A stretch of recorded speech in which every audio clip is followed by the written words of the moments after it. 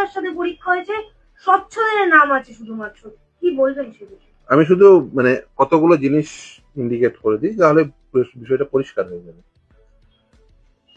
এই একটা ক্যান্ডিডেট, আমি বলছি না, ওই যারা পরীক্ষায় পার্টিসিপেট করেছে তারাই সমাজ মাধ্যমে দেখুন সব ছেড়েছে, এবং এগুলোর তালিকা আপনি গেলে ওয়েবসাইটে দেখতে পাবেন।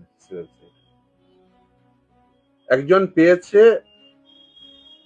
58 পেয়েছে, +10 +16.5 টোটাল দেখাচ্ছে। তাহলে যোগ করলে কত হয়? 84.5। তাকে দেওয়া হয়েছে 90.50। ফলে এই যে যারা এই জিনিস করেছেন,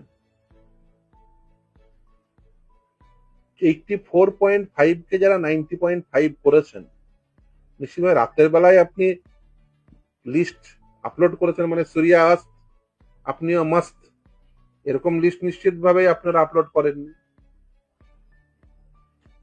ফলে খুব পরিষ্কার যে লিস্ট কিভাবে তৈরি হয়েছে। দেখুন, যখন প্রথম ইন্টারভিউ লিস্ট প্রকাশ করে, তখনও দেখা গেল তারা পিএইচ ক্যান্ডিডেটদের বসানোর চেষ্টা করেছে, সেখানেও অযোগ্য। তার আগে যখন পরীক্ষার এই প্রিপারেশন হচ্ছে, অনলাইন অ্যাপ্লিকেশন নিচ্ছে, তখন সব দাগিদার বসানোর চেষ্টা করেছে। আর এখন এই নাম্বারের গরমিল। এখন এসএসসি কে বলতে হবে যে এই নাম্বারের গরমিল কেন। এই তো উদাহরণ, স্বচ্ছতার উদাহরণ। স্বচ্ছতার উদাহরণ হচ্ছে যে 10 + 58 + 16.5 = 90.5। এটা হচ্ছে স্বচ্ছতার উদাহরণ। আপনি বলুন এই কোন অঙ্কে এই বিষয়টি আসে? ফলে এই যে স্বচ্ছতার কথা বলছেন, এই স্বচ্ছতা কতটা মেনটেন হচ্ছে সেটা বোঝা যাচ্ছে। এই কারণেই এর আগের নিয়োগ প্রক্রিয়া ওরা নাম্বার সহ প্রকাশ করেনি, কারণ এগুলো ধরা পড়ে যাবে। এই যে ধরুন যেই আপলোড হয়েছে ধরা পড়ে গেছে, এই যে ধরা পড়ে যাবে বলেই বেসিক্যালি ওরা এটা করেনি। এই ওয়ে মার্কশিট প্রকাশ কেন করছে না? স্বচ্ছতা, বিরাট স্বচ্ছতা চাইছেন, ওয়ে মার্কশিট প্রকাশ কেন করছেন না? বিরাট স্বচ্ছতা চাইছেন, ইন্টারভিউ কেন ইন ক্যামেরা করছেন না? স্বচ্ছতা যদি চাইতেন তাহলে নিশ্চিতভাবেই এইগুলো করতে কোনো বাধা নেই। এইগুলো কেন করছেন না? তার কারণ হচ্ছে আপনারা স্বচ্ছতা চান না। যে এসএসসি তৈরি হয়েছিল স্বচ্ছভাবে নিয়োগ করার জন্য, আজকে সেই এসএসসির লিস্টে অস্বচ্ছ তালিকা তৈরি হচ্ছে, অযোগ্য চাকরি প্রাপক তৈরি হচ্ছে। কেন? এসএসসি যোগ্যতার ভিত্তিতে, মেধার ভিত্তিতে লিস্ট টাঙাবে। আজকে এসএসসি কে কি টাঙাতে হয়? টেন্টেডদের তালিকা, দাগিদের তালিকা। এসএসসি এরকম একটি সংস্থায় পরিণত হয়েছে।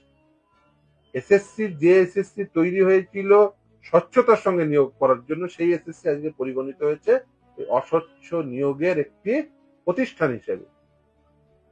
এই পরিবর্তন কেন হলো? তার কারণ পরিবর্তন চাই বলে যারা বাজারে নেমেছিলেন, পরিবর্তন করেছিলেন, তারপরে এই পরিবর্তন দেখছেন। কি অদ্ভুত যুক্তি। দাদা, আবারও মামলা হলে তো বামপন্থী আইনজীবীদের দোষ হবে।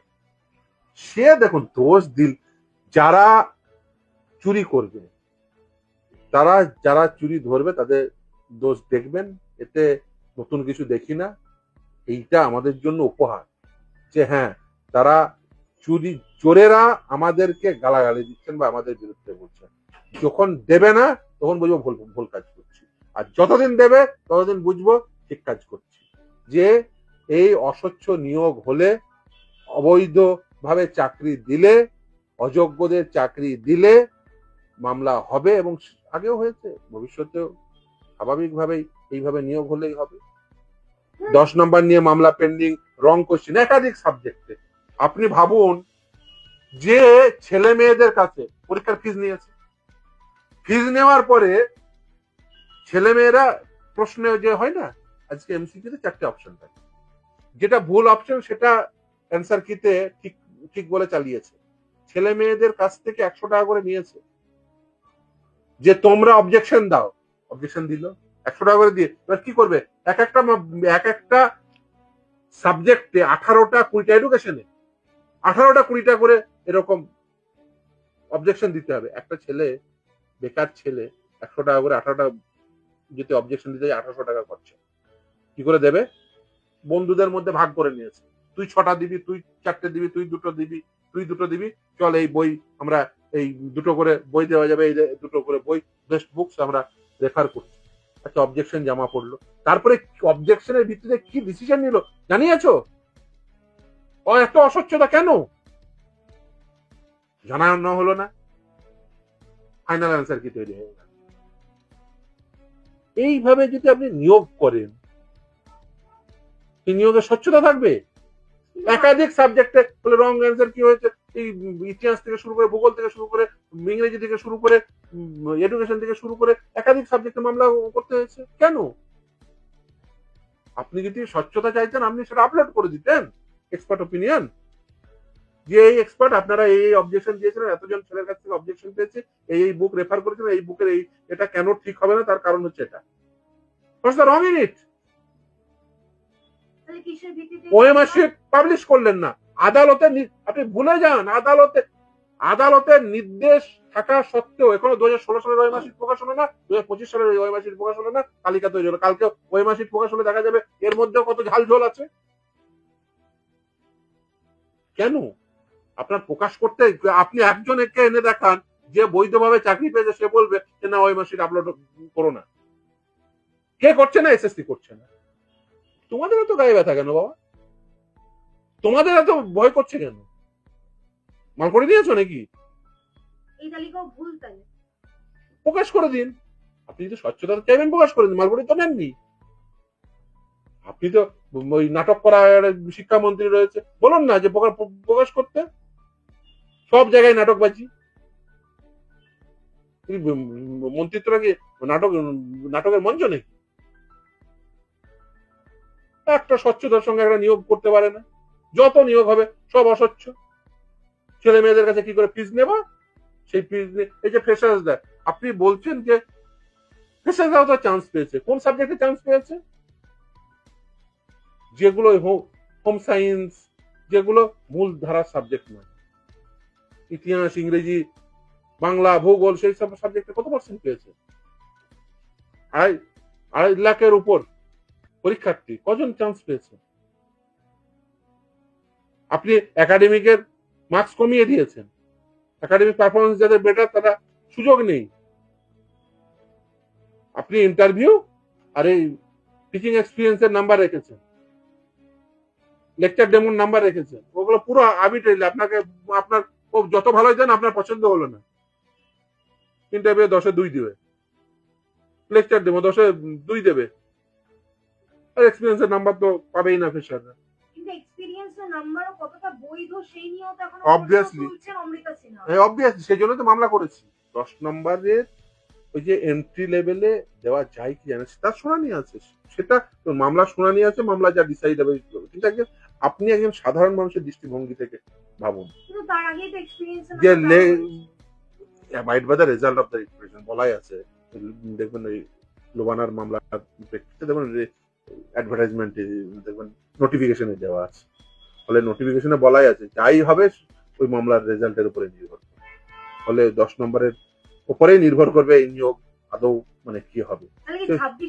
দেখুন শুধু তাই না, ইভেন যদি 10 নম্বর ইন্ট্রাভাইরাসও ডিক্লেয়ার হয়, যদি সাংবিধানিকও ডিক্লেয়ার হয়, আল্ট্রাভাইরাস নাও ডিক্লেয়ার করলো, না হবে না, এটা অসাংবিধানিক নয়, সাংবিধানিক। তারপরেও তো প্রশ্ন আছে যে unaided teacher, vocational teacher, para teacher, তারা কেন পাবেন না? কেন্দ্রীয় সরকারের বিভিন্ন স্কুলে পড়ান, তারা কেন পাবেন না? একই তো সাবজেক্ট পড়ান। ও না, টার্গেট করে নিয়েছে কাকে কাকে চাকরি দেবে, টার্গেট করে চাকরি দেবে, আমাকে একে চাকরি দিতে হবে, অতএব ওকে চাকরি দেওয়ার জন্য যেভাবে আইন তৈরি করা যায় সেভাবে আইন তৈরি করা, টার্গেটেড ম্যানার এন্ড ফ্যাশনে আইন তৈরি করা। ফলে এটা হচ্ছে যে বেসিক্যালি মমতা বন্দ্যোপাধ্যায় দুর্নীতি করেছেন, ধরা পড়ে গেছেন, তারপরে ধরা পড়ে যাওয়ার পরে কিভাবে ক্ষমতায় আছে, ক্ষমতার অপব্যবহার করে কিভাবে আইন তৈরি করে সেই তাকে আবার চাকরি দেবে, এই হচ্ছে ধান্দা। প্রথমে চেষ্টা করেছেন দাগিদেরও পরীক্ষায় বসে তাদেরকে চাকরি দিতে ওই তাদেরকে ওই ইন্টারভিউ 10-এ 10 দিত, লেকচার দেওয়াতে 10-এ 10 দিত, এক্সপিরিয়েন্সে 10 পেত, ব্যাস তো পরীক্ষায় 10-12 পেলে হতো তাদের চাকরি হয়ে যেত। এই তো মানে ধান্দা করেছিলেন, তো বোঝা যাচ্ছে দিনের আলোর মতো পরিষ্কার। দাদা একেবারেই শেষ প্রশ্ন, সামনেই 26-এ বিধানসভা নির্বাচন। মানুষ বুঝিয়ে দেবে। দেখুন 26-এ বিধানসভা নির্বাচন, তো আপনি মমতা বন্দ্যোপাধ্যায়কে বলুন যে এই মুহূর্তে উনি কতগুলো সভা করুন, আমি নাম যে জায়গার নাম বলতে চাইছি। আপনি চলে যান মুর্শিদাবাদ, ওনার তো বিরাট পপুলারিটি, গোটা রাজ্য একদম ওনার পপুলারিটিতে একদম ভর্তি, একদম মানে উনি গেলেই সবাই দুহাত তুলে দাঁড়িয়ে আছেন যে আসুন ম্যাডাম আসুন। বলুন না মুর্শিদাবাদ গিয়ে একবার একটা সভা টভা করে আসবে, বেলডাঙ্গা টেলডাঙ্গা ওই এলাকায়, বেলডাঙ্গা তখন হুমায়ুন কবিরের এলাকা। রজনী ওই এলাকায় গিয়ে একবার একটা সভা করে আসবে ছোট্ট করে, বেশি করতে হবে না, একটা স্ট্রিট কর্নার মোহাম্মদকে বলুন না একদম করে আসবে, বিরাট পপুলারিটি দেখতে পাবে। লাল থেকে দূরে থাকতে হবে, অভিষেক ব্যানার্জি বলছেন। আমরা জানতাম সিগন্যালে লাল ডাকলে দাঁড়াতে হয়, কিন্তু এখন সমস্ত লাল থেকে নাকি অনেকে লাল দেখলেই দেখবেন একটু চকে যায় আর কি। হ্যাঁ, কিছু কিছু কিছু কিছু প্রাণী আছে যেমন লাল দেখালেই তারা একটু ভুলভাল পথে হাঁটতে শুরু করে। অভিষেক ব্যানার্জি ভুল পথে হাঁটছে। অনেকের ভুল পথে হাঁটতে শুরু করবেন। দেখুন এখন অন্য জার্সির লাল দেখতে পাচ্ছেন, আর ভোট আরেকটু কাছাকাছি আসতে দিন তখন একদম লাল জার্সির লাল দেখতে পাবেন, কোনো অসুবিধা নেই। আসলে ওনার চেষ্টাটা কি, ওনার চেষ্টা হচ্ছে ভোটটাকে একসঙ্গে করে বিজেপির ঝুলিতে ভরে দিতে হবে। সেই জন্য উনি যে লালেরা জার্সি পরিবর্তন করে বাম, জার্সি পরিবর্তন করে রাম হয়েছে এটা বলে, মানে যাতে রামের ঝুলিতে ভোট যায় আর তৃণমূলের ঝুলিতে ভোট আছে, অর্থাৎ ভোটটাকে দুই ভাগে ভাগ করতে হবে, এই ধান্দায় উনি বলে বেড়াচ্ছেন। খুব পরিষ্কার কথা, কিন্তু মানুষ এটা বুঝে গেছে। দেখুন মানুষ নিজে ঠিক করবে কাকে ভোট দেবে, মানুষকে আন্ডার এস্টিমেট করবেন না। মানুষকে যদি ভেবে দেখেন যে মানুষকে একবার সিএ বলে বোকা বানিয়েছি, এবার এসআইআর বলে বোকা বানাবো, তারপরে বাম জার্সি বদল করে রাম হয়েছে এটা বলে বোকা বানাবো, আপনি চেষ্টা করতে পারেন, কিন্তু মানুষকে বোকা ভাববেন না। মানুষ ইতিহাস রচনা করবে, যদি ও বলতেন যে মানুষ ইতিহাস রচনা করবে, ভেবেছিলেন যে ওইভাবে ওই 72 থেকে 77 পরে ওইভাবে ক্ষমতার পরিবর্তন হবে? কেউ ভেবেছিল 2011 সালে কিভাবে ক্ষমতার পরিবর্তন হবে? 2026 সালেও নিশ্চিতভাবে মানুষ ঠিক করবেন, মানুষ কি ইতিহাস রচনা করে। ইভেন ক্ষমতায় আসার পরে কি কি হয়, বিভিন্ন দেশে উদাহরণ রয়েছে। ক্ষমতার অপব্যবহার করলে কি হয়, দেখুন ক্ষমতায় আসা এক জিনিস, আর ক্ষমতায় থেকে সেই ক্ষমতার সঠিক ব্যবহার বা বেঠিক ব্যবহার সম্পূর্ণ অন্য জিনিস। ক্ষমতার সঠিক ব্যবহার একটা সমাজকে, একটা দেশকে অন্য জায়গায় নিয়ে যায়, কিন্তু ক্ষমতার বেঠিক ব্যবহার একটা দেশকে কোন জায়গায় নিয়ে যায় তার উদাহরণ গোটা বিশ্বব্যাপী ছড়িয়ে রয়েছে। ট্রাম্পের মতো এরকম মাথা পাগল করে বলবে গ্রিনল্যান্ড এক্ষুনি যাও, কোন দেশের প্রেসিডেন্টকে তুলে নিয়ে চলে আসবে। আপনি কি ভাবছেন এই মানুষ বেশি দিন মেনে নেবে? মানুষ একদিন না একদিন